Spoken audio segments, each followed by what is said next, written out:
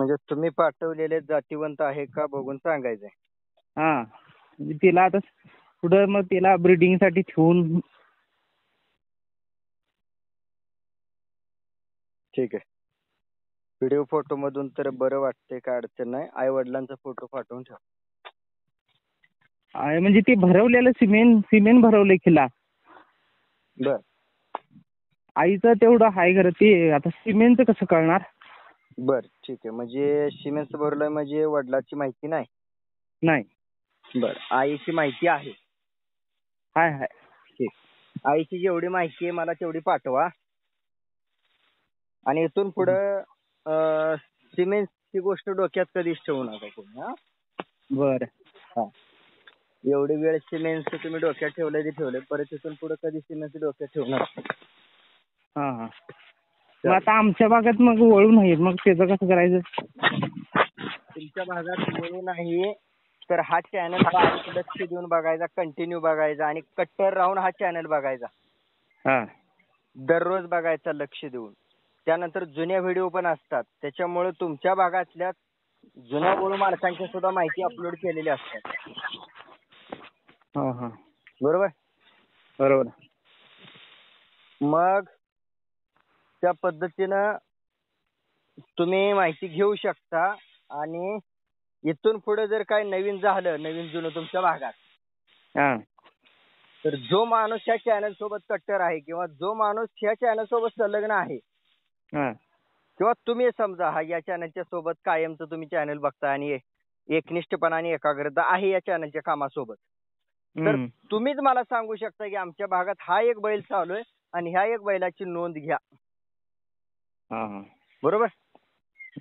आणि त्या भागामध्ये सध्या कोणाची बैल चालू असतील तर मी अपलोड करतो किंवा माहिती जर भेटली तर तुम्हाला माहिती कळवतो. तुम्हाला जरी माहिती कळाली आमच्या भागात हे चालू आहे, तरी तुम्ही मला माहिती पुरवू शकता. चालते. मग आता हिला किती वर्षानंतर गावाला घालवायला चालते. हिला चांगली सांभाळ केल्यानंतर 18 ते 19 महिन्यामध्ये माझावर येत असतात खिलार.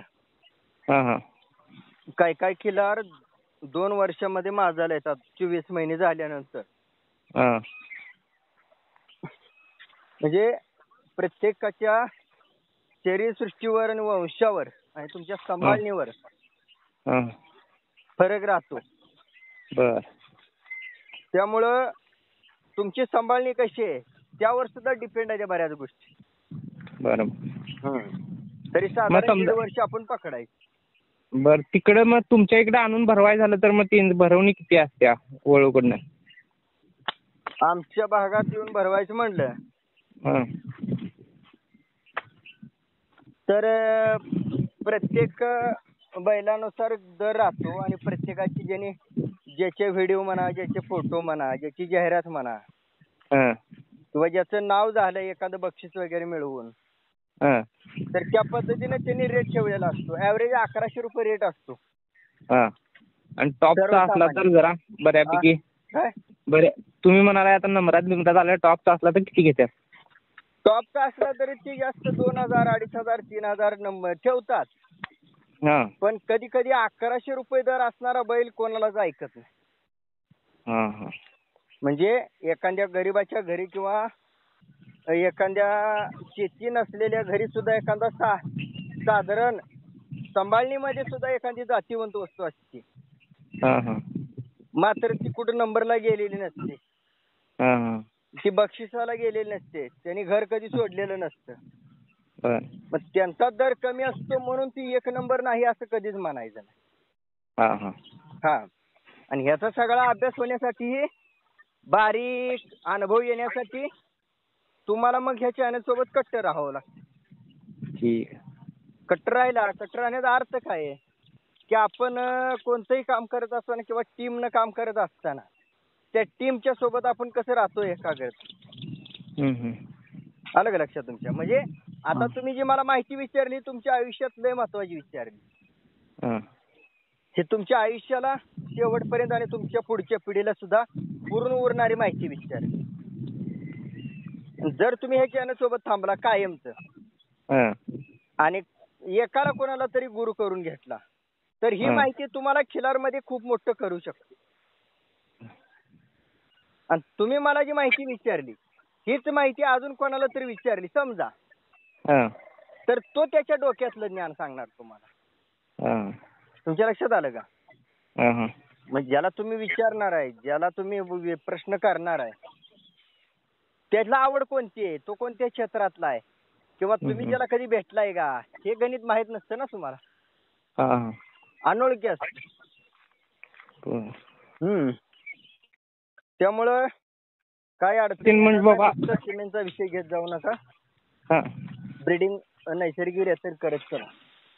नाही आता या अडीच्या शरीर ठेवणीवरनं म्हणजे पुढे जाऊ शकते काय? होय होय, हे चांगले आहे ठेवून. चांगले. मग आता ती वळू दाखवायचं इथनं पुढं. हो, इथनं पुढे वळू दाखवा आणि इतरांना सुद्धा सल्ला द्या की सिमेंटचा वापर टाळा. बर, मग ते काय चांगलं नसते काय सिमेंट? गोकुळवाल्यांच्याकडे जातीवंत ह्याचं सिमेंट नसते काय म्हटलं खिलार? हे बघा, त्या सिमेंटच्या ज्या काही कंपन्या आहेत त्या कंपन्या पाठ आहेत आपल्याला. हा. पण त्या कंपनीकडे असणाऱ्या कांडीतल्या बियाचा बाप कोण आहे तुम्हाला माहिती आहे का? नाही, तेच तर मेन आहे. तुम्हाला गोकुळ हे नाव माहित झालं, हा, पण तुमच्या गाईच्या पोटात भरलेल्या बियाचा बाप कोण आहे माहिती आहे का? नाही. मग गोकुळ हे नाव आपल्यापर्यंत ठीक आहे अभ्यासासाठी, पण आपल्याला मार्केटला उद्या विकायला गोकुळ हे नाव वापरून जमत नाही. आपल्याला अमुक आमच्या बैलाचं बी म्हणावं लागतं, अमुक आमच्या बैलाचं पिल्लू आहे म्हणावं लागतं. मग तुम्ही काय जगाला सांगणार? गोकुळचं बी. गोकुळ कोणाला माहिती आहे का? माहित असते का सगळ्यांना? बरोबर. शेतकऱ्याला आणि शर्यतीला गोकुळ ह्या नावाचं काय घेणं का देणं नाही. शेतकऱ्याला आणि शर्यतीला कोणत्या बैलाचं पिल्लू आहे हे महत्वाचं आहे. त्याच्यामुळे शक्यतो बाप काय, शक्यतो बाप माहित असावा.